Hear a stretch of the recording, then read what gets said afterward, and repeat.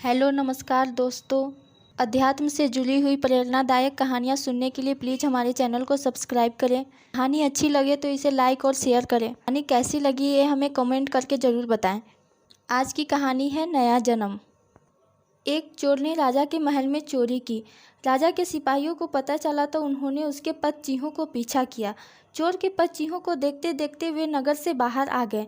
पास में एक गांव था। उन्होंने चोर के पदचिह्न को गांव की ओर जाते देखा।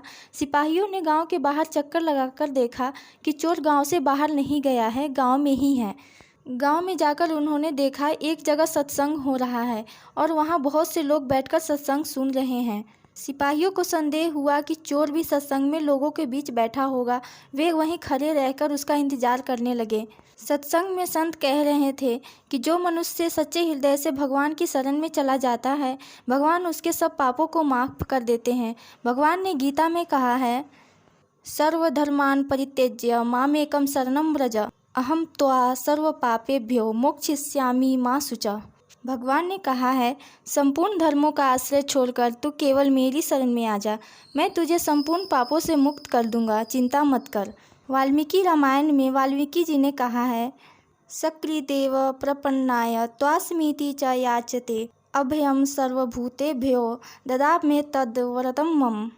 भगवान ने कहा है, जो एक बार भी शरण में आकर मैं तुम्हारा हूँ ऐसा कहकर मुझसे रक्षा की याचना करता है, उसे मैं संपूर्ण प्राणियों से अभय कर देता हूँ। यह मेरा व्रत है। इसकी व्याख्या करते हुए संत ने कहा कि जो भगवान का हो गया उसका मानो दूसरा जन्म हो गया। अब वह पापी नहीं रहा, साधु हो गया। क्योंकि भगवान ने गीता में कहा है, अपि चेत्सु दुराचारो भजते मामन्यभाक् साधुरेव स मंतव्यः सम्यग्व्यवसितो हि सः। अगर कोई दुराचारी से दुराचारी भी अनन्य भक्त होकर मेरा भजन करता है तो उसको साधु ही मानना चाहिए, कारण कि उसने निश्चय बहुत अच्छी तरह से कर लिया है। चोर वहीं बैठा सुन रहा था। उस पर सत्संग की बातों का असर पड़ा।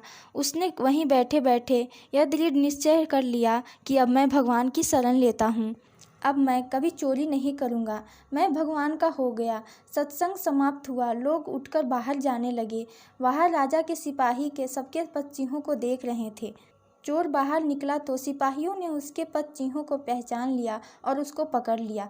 सिपाहियों ने चोर को राजा के सामने पेश किया और कहा कि महाराज, हमने चोर को पकड़ लिया है।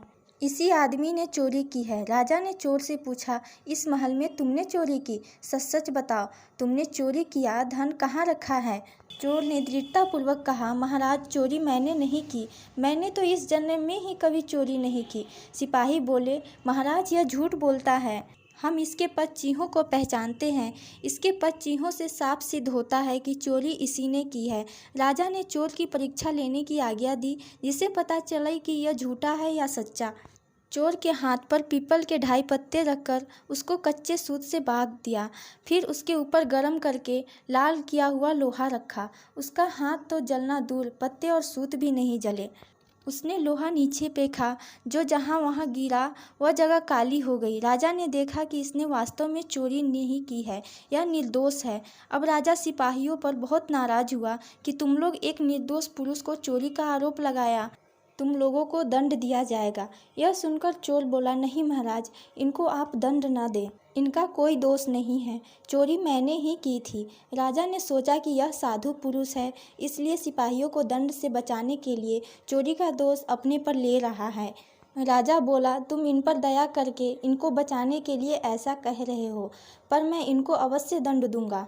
चोर बोला, महाराज, मैं झूठ नहीं बोल रहा हूँ, चोरी मैंने ही की थी। अगर आपको विश्वास न हो तो अपने आदमियों को मेरे साथ भेजो। मैंने चोरी का धन जंगल में जहाँ छिपा रखा है वहाँ से लाकर दिखा दूंगा। राजा ने अपने आदमियों को चोर के साथ भेजा।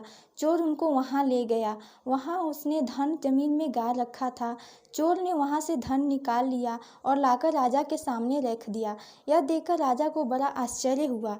राजा बोला, अगर तुमने चोरी की थी तो परीक्षा करने पर तुम्हारा हाथ क्यों नहीं जला? परंतु तुम्हारा हाथ भी नहीं जला और तुमने चोर का धन भी लाकर दे दिया। यह हमारी समझ में नहीं आ रहा है। ठीक ठीक बताओ, बात क्या है?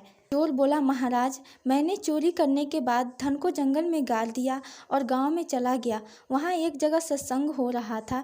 मैं वहां जाकर लोगों के बीच बैठ गया। सत्संग में मैंने सुना कि जो भगवान की शरण लेकर पुनः पाप न करके निश्चय कर लेता है, उसको भगवान सब पापों से मुक्त कर देते हैं, उसका नया जन्म हो जाता है।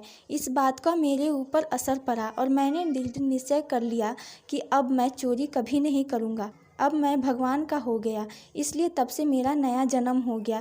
इस जन्म में मैंने कोई चोरी नहीं की, इसलिए मेरा हाथ नहीं जला। आपके महल में मैंने जो चोरी की थी वह तो पिछले जन्म की थी। पूरी कहानी सुनने के लिए धन्यवाद। कहानी अच्छी लगे तो प्लीज़ हमारे चैनल को लाइक, शेयर और सब्सक्राइब